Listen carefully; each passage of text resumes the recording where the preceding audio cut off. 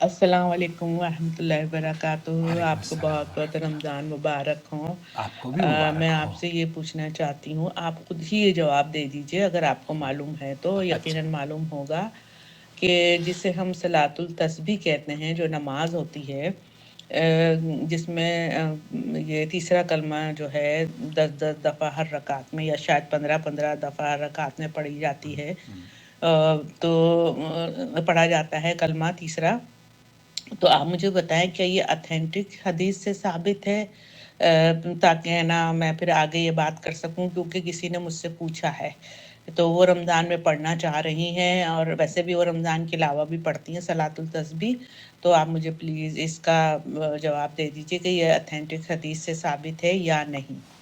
देखिए रमज़ान में या गैर रमज़ान में सलातुत तस्बीह, देखिए कोई भी इबादत अगर आप करते हैं किसी ख़ास महीने में तो उसकी दलील आपके पास होनी चाहिए। अगर हम ये कहते हैं कि हमें जनाब फ़लाने दिन का रोज़ा रखना है, तो ये जो फ़लाने दिन का रोज़ा रखना है, जैसे पीर का रोज़ा है, सही मुस्लिम के अंदर हदीस मौजूद है। आप पीर के दिन का रोज़ा रखते हैं तो आपके पास दलील है कि सही मुस्लिम में अल्लाह के रसूल सल्लल्लाहु अलैहि वसल्लम फरमाए हैं।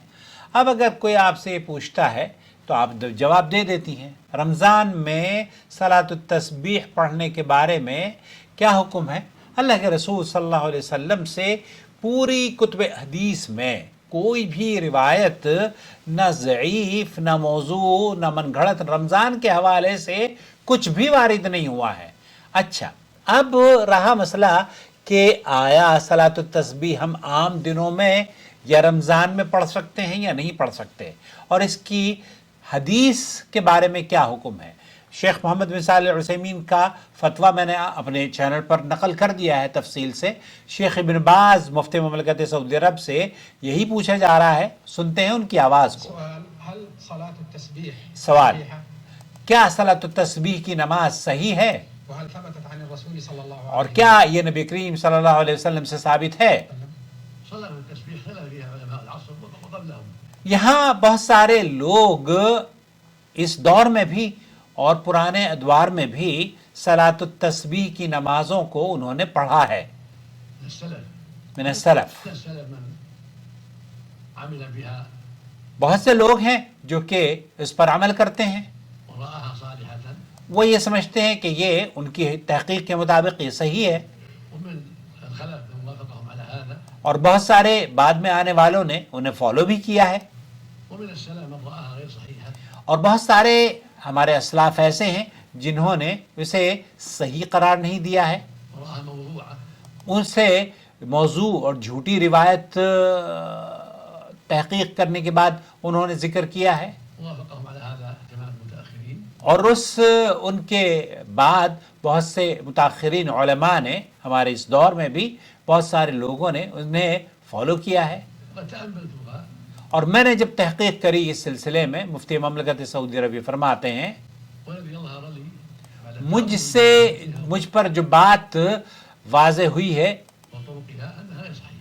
ये जो हदीस सलातुत तस्बीह की बयान की जाती है, किताबों में दर्ज की जाती है, उसके बारे में जब मैंने तहकीक करी तो ये महसूस हुआ और ये बात मुझ पर वाज़े हुई कि ये सही रिवायत नहीं है।